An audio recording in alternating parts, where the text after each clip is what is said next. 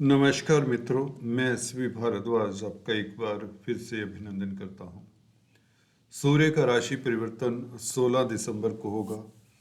16 दिसंबर को सूर्य धनु राशि में प्रवेश करने जा रहे हैं और 16 जनवरी तक यह धनु राशि में रहेंगे। तत्पश्चात यह मकर राशि में प्रवेश कर जाएंगे। आपके लिए मकर राशि लगन के लिए किस तरह की स्थिति रहेगी इस एक महीने में सूर्य के राशि परिवर्तन से जानते दोस्तों इस चर्चा से। सूर्य दोस्तों आपके आत्मा के कारक हैं, पिता के कारक भी माने जाते हैं, शासन सत्ता के कारक माने जाते हैं, सरकार के राजतंत्र के कारक माने जाते हैं।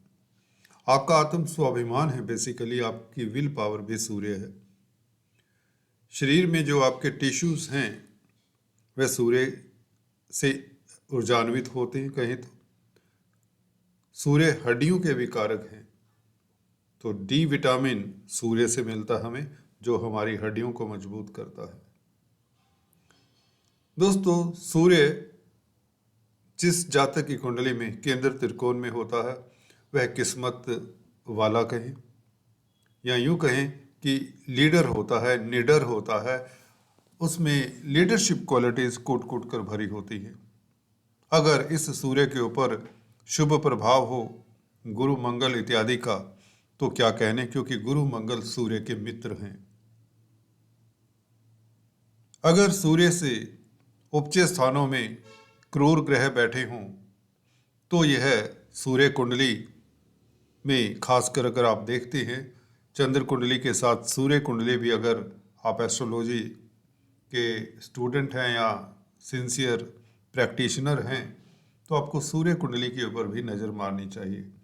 आपने सुना होगा सुदर्शन पद्धति, जिसमें लगन कुंडली, सूर्य कुंडली और चंद्र कुंडली तीनों का ही महत्व माना जाता है। तो यहाँ पर सूर्य का काफ़ी महत्व है। वेस्टर्न एस्ट्रोलॉजी में तो सूर्य कुंडली का और भी ज़्यादा महत्व है। हमारे देश में चंद्र कुंडली और लगन कुंडली ज़्यादा महत्व रखती है। हमारे वैदिक एस्ट्रोलॉजी में, पराशर ज्योतिष में सूर्य दोस्तों आपके लिए 12वें भाव में धनु राशि में गुरु की राशि में गुरु से दृष्ट रहेंगे और यह 16 तारीख से लेकर 16 जनवरी तक यहाँ पर रहेंगे। तो जानते हैं फलादेश क्या कहते हैं। सूर्य गुरु की राशि में गुरु से दृष्ट होते हुए किस तरह का फल देंगे। मंगल की स्थिति भी आपको इसीलिए हाईलाइट करके दिखाई है। मंगल 28 तारीख को गुरु की राशि में आ जाएंगे। जैसा कि टाइटल में मैंने लिख छोड़ा है, मंगल और गुरु का परिवर्तन कितना शुभ रहेगा आपके लिए, इसकी भी चर्चा करेंगे। और शुक्र बुध का भी परिवर्तन इस बीच हो जाएगा, उसके ऊपर भी टिप्पणी करने की कोशिश करेंगे। तो सबसे पहले हम सूर्य गुरु की बात करें। सूर्य दोस्तों 12वें भाव में, जो कि व्यय का स्थान है, अगर गुरु से दृष्ट ना होते और गुरु के मित्र ना होते तो ये आत्म बल में कमी करते। यहाँ पर सूर्य क्योंकि गुरु से दृष्ट हैं और गुरु इनका मित्र है और मंगल का साथ भी मिल जाएगा 28 तारीख से, मंगल भी सूर्य के मित्र है, तो कहीं ना कहीं सूर्य की रक्षा हो जाती है, कहीं आपका आत्मबल स्थिर रहता है और सरकारी क्षेत्रों से कोई दिक्कत की बात नहीं, क्योंकि सूर्य यहाँ पर विपरीत राजयोग बल की बनाते हैं। जब तक मंगल साथ में नहीं आते, बुध सूर्य और गुरु का संबंध ये बड़ा विपरीत राजयोग बनता है। आपके लिए 28 तारीख तक इस विपरीत राजयोग का फल मिलता रहेगा। कुछ जातकों को जिनका दिक्कत भरा समय रहा है, पैसे की कमी रही है, व्यापार में दिक्कतें रही हैं, प्रॉब्लम्स रही हैं, 28 तारीख तक की बात करें आपके लिए बेहतर स्थिति रहेगी। अचानक से लाभ भाग्य साथ दे, क्योंकि बुध वैसे ही 12वें भाव में रहेंगे 25 तारीख तक, तो भाग्य तो आपका प्रबल रहेगा। खासकर ऑनलाइन कामकाज करने वालों के लिए, कंप्यूटर आईटी लाइन के क्षेत्र में, ये संचार व्यवस्थाओं के साथ जो नाता रखते हैं, कमीशन का कामकाज करते हैं, उनके लिए स्थितियाँ अच्छी खासी रहेगी। और मेडिकल क्षेत्र में खासकर सूर्य मंगल बुध का संबंध बने, तो बुध का हालांकि संबंध नहीं बनेगा, बुध आगे आ जाएंगे मकर राशि में, तो भी मकर राशि में बुध बैठे भाग्य भाव का मालिक, तो 25 तारीख से ये बहुत अच्छी स्थिति हो जाएगी। लगन में बुध का आना, भाग्य आपका प्रबल रहेगा, विदेशों से लाभ होगा।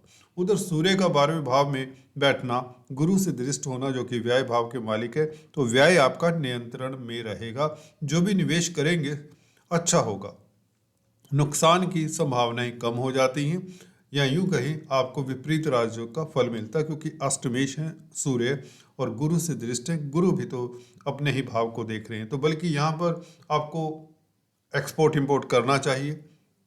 जो भी विदेशी कामकाज आप करते हैं उसमें सफलता मिलेगी। ग्रीन कार्ड, वीज़ा इत्यादि की प्रॉब्लम्स आपके सॉर्ट आउट होते हैं। किसी तरह का भी विदेश से संबंधित कोई भी कामकाज है, विदेशी एम्बेसी में कामकाज करते हैं, या फॉरेन ट्रिप्स आपके लगते हैं, अक्सर फॉरेन कंट्रीज़ के जो लोग हैं, अजनबियों के साथ आपका कहीं तो नाता रहता है तो बेहतर है। मल्टीनेशनल कंपनीज में कहीं तो अगर कामकाज करते हैं तो बेहतर है। बात करते हैं मंगल का क्या रोल रहेगा 28 तारीख से। मंगल 12वें भाव में, देखिए लाभ स्थान का मालिक 12वें भाव में, परंतु मित्र क्षेत्री है, सबसे बड़ी बात है। और गुरु की राशि में, गुरु इनके मित्र हैं मंगल के। ये आपको ये ध्यान रखना चाहिए कि जब कोई ग्रह राशि परिवर्तन करता है, शत्रु की राशि में जा रहा है कि मित्र की राशि में। यहाँ पर मित्र की राशि में मंगल है, 12वें भाव में है, परंतु आपको याद ये भी रखना चाहिए सुख भाव के मालिक हैं और गुरु सुख भाव में बैठे हैं, तो मंगल और गुरु एक दूसरे की राशि में है। मंगल गुरु का कहीं तो राशि परिवर्तन हो गया ये 28 तारीख से, जिसके बारे में हम खास बात करने जा रहे हैं। देखिए दोनों बड़े ग्रह हैं, दोनों ही मित्र हैं, दोनों ही एक दूसरे की राशि में 28 तारीख से रहेंगे, तो इस अवधि में बल्कि 4 फरवरी तक मंगल यहाँ पर रहेंगे। उसके पश्चात उच्च के हो जाएंगे। उच्च के मंगल तो देखिए भूमि भवन से लाभ, आपकी प्रतिष्ठा बढ़े, मान सम्मान बढ़े, लाभ ही लाभ होगा। 11वें भाव का मालिक मंगल जब लगन में आएगा उसकी चर्चा फिर करेंगे। 5 फरवरी से मकर राशि में आ जाएंगे। 5 फरवरी तक मंगल यहाँ पर रहेंगे, गुरु से दृष्ट रहेंगे। देखिए आपको क्या करना है इस अवधि में और क्या नहीं करना चाहिए। पहले तो आपको बता दें सुख भाव का मालिक है मंगल, 12वें भाव में जाता है, तो आपको विदेशों से सुख मिले, विदेशी कामकाज से सफलता मिले, धर्म कर्म से सुख मिले, धार्मिक कृत्यों से लाभ हो, क्योंकि गुरु की दृष्टि भी मंगल के ऊपर रहेगी और मंगल गुरु का संबंध रहेगा। तो विदेशों से प्रॉपर्टी, विदेश में प्रॉपर्टी परचेज करना चाहते हैं, लैंड परचेज करना चाहते हैं, कुछ लोग होते हैं जैसे इंडिया में आ जाते हैं, NRIs विदेश चले जाते हैं, तो वहाँ पर अगर आप मकान बनाना चाहते हैं इस अवधि में, खासकर प्लाट परचेज करना चाहते हैं, तो ये बेहतर और सुखद आपको एक्सपीरियंस देगा जिसमें लाभ होगा, क्योंकि मंगल लाभ के भी मालिक हैं। 12वें भाव में बैठे तो विदेशों में निवेश करने से लाभ होगा, क्योंकि गुरु के साथ संबंध है। गुरु विदेशों के मालिक हैं, 12वें भाव के मालिक हैं कहीं तो 12वां भाव निवेश का भी होता है। तो विदेशी कंपनियों में निवेश करें, मल्टीनेशनल कंपनीज में निवेश करें तो बेहतर परिणाम। खासकर अगर कोई खाद्य पदार्थों में डील करती कंपनी तो बेहतर, भूमि से संबंधित कोई कॉलोनाइजर्स हैं, बिल्डर्स हैं, उनके साथ कामकाज करने से बेहतर परिणाम। अगर आप धार्मिक NGOs के साथ कामकाज करते हैं, सोशल वर्क करते हैं, उनके साथ इन्वेस्ट करें तो भी बेहतर, क्योंकि 12वां भाव कहीं ना कहीं असाइलम्स का भी है। असाइलम्स मायने अनाथालयों का, प्रिजन्स का, चैरिटेबल जो संस्थान होते हैं उनका भी माना जाता है। तो अगर आप ऐसे संस्थानों में कामकाज करते हैं, इनके लिए कामकाज कर रहे हैं, या कोई ऐसी स्कीम के ऊपर विचार कर रहे हैं, कोई प्रोग्राम बना रहे हैं, तो फ़ायदा होगा आपको।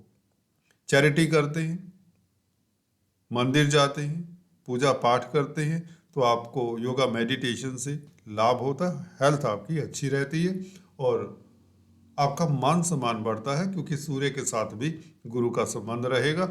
गुरु सूर्य का त्रिकोण का संबंध बहुत बेहतर होता है किसी भी कुंडली में, दोनों का बल मिल जाता है दोस्तों। अगर किसी जातक की कुंडली में इस तरह का योग है तो सूर्य को, हालांकि 12वें भाव में सूर्य हो, कोई भी ग्रह हो, मंगल हो, जैसे कि अपनी स्ट्रेंथ इनकी कम हो जाती है, परंतु राशिपति से दृष्ट हैं, गुरु की दृष्टि ना होती तो ये जो कॉम्बिनेशन है ये दिक्कत देता। अब यही कॉम्बिनेशन आपको राजयोग दे रहा है, जैसे कि शुरुआत में बताया। सूर्य विपरीत राजयोग बना रहे हैं, विदेशों से लाभ, और मंगल इस कारण आपके लिए अच्छी स्थिति में आ गए क्योंकि गुरु से संबंध बनाते हैं। अब तर्क कहाँ से रहना है? देखिए, आपको अपने देश में प्रॉपर्टी में इन्वेस्ट नहीं करना चाहिए और ज़रूरत से ज़्यादा एक्सपेंडिचर नहीं करना चाहिए। किसी भी वस्तु को परचेज करना है तो आपको 2 बार सोचना चाहिए। इस अवधि में, जनवरी के महीने में एक्सपेंडिचर हो सकता है, आपके घरेलू एक्सपेंडिचर हो सकते हैं, domestic fourth Lord domestic life का है आपका, तो घर परिवार के ऊपर भी खर्चे हो सकते हैं, परंतु थोड़ा सा हाथ टाइट रखें तो बेहतर है। हालांकि कामकाज के लिए, निवेश के लिए समय उत्तम है। अगर व्यापार करते हैं, कोई भी व्यापार करते हैं, भले आप अपने देश में करते हैं, क्योंकि शुक्र की स्थिति बहुत अच्छी है। शुक्र एटलीस्ट 28 तारीख तक मालव्य नामक राजयोग बना रहे हैं, तो बहुत बेहतर। जनवरी के महीने में आपको विदेशों में निवेश से लाभ होगा। अपने देश में अगर व्यापार करते हैं तो निवेश सोच कर करें, परंतु फिर भी बुध की स्थिति को अगर देख लें हल्के से, बुध भाग्य भाव के मालिक हैं, लगन में आ जाएंगे 25 तारीख से, तो इसका मतलब ये है कि व्यापारी वर्ग के लिए तो स्थितियाँ फिर भी उत्तम रहेंगी, भले अपने देश में भी कुछ लोग काम कर रहे हैं जो, कहने का अभिप्राय, इंपोर्ट एक्सपोर्ट का कार्य नहीं करते, अपने देश में ही कामकाज करते हैं, किसी तरह का बिजनेस करते हैं, तो बुध व्यापार के कारक है, तो व्यापार अच्छा रहेगा 25 तारीख के पश्चात। तो बुध और शुक्र का बताना इसलिए जरूरी हो जाता है क्योंकि बुध शुक्र दोनों अच्छी स्थिति में रहेंगे। जब मंगल सूर्य, आपको ऐसा लगता है कि 12वें भाव में कोई दिक्कत तो नहीं दे रहे, जी नहीं, 12वें भाव में 11वें भाव का मालिक मंगल विदेशों से लाभ देगा क्योंकि गुरु के साथ राशि परिवर्तन है। अदरवाइज यहाँ पर दिक्कत होती, जैसा कि शुरू में बताया। बाकी आपके लिए सारा शुभ है। गुरु आपको चैरिटेबल बनाते हैं, हम्बल बनाते हैं, और गुरु की दृष्टि शुक्र के ऊपर आपको अच्छा कलाकार बनाती है, एडवाइज़र बनाती है, और सरकारी नौकरी में आपको सफलता दिलाती है। राज दरबार से शुक्र का यहाँ पर मालव्य नामक राजयोग आपको सफलता दिलाता है, आप क्रिएटिव हो जाते हैं। इवन रोमांस के लिए समय ऐसी अवधि में अच्छा रहता है। घर परिवार में स्थितियाँ बेहतर रहती हैं, बच्चों से भी सुख और सुकून का अनुभव होगा। शेयर मार्केट वालों के लिए शुक्र का यहाँ पर बैठना अच्छा रहेगा। हाँ, ज़रूरत से ज़्यादा शेयर मार्केट वालों को भी रिस्क नहीं लेना चाहिए, वो इसलिए क्योंकि गुरु की दृष्टि शुक्र के ऊपर रहेगी। गुरु क्या है? 12वें भाव के मालिक। शुक्र के साथ संबंध इतना अच्छा नहीं, खासकर शेयर मार्केट के एंगल से, रिस्की स्पेकुलेटिव एंगल से। अदरवाइज क्योंकि मालव्य नामक राजयोग है, आपकी प्रतिष्ठा बढ़ती है, आप कामयाब होते हैं, आप अच्छे कलाकार साबित होते हैं, क्रिएटिविटी की तरफ आपका झुकाव हो जाता है, अच्छा सृजन करते हैं। बुध आपको अच्छा व्यापारी बनाते हैं, अच्छा कर्मठ बनाते हैं, कर्जे से निजात मिलती है या आपको बैंकों से ऋण मिलने के योग बना रहे हैं। आने वाले समय में बुध और शुक्र के बारे में विस्तार से बात करेंगे। शनि आपके लिए राजयोग कारक है। ऑल द बेस्ट दोस्तों, आज इतना ही, फिर से मिलेंगे, तब तक के लिए स्टे ट्यून्ड।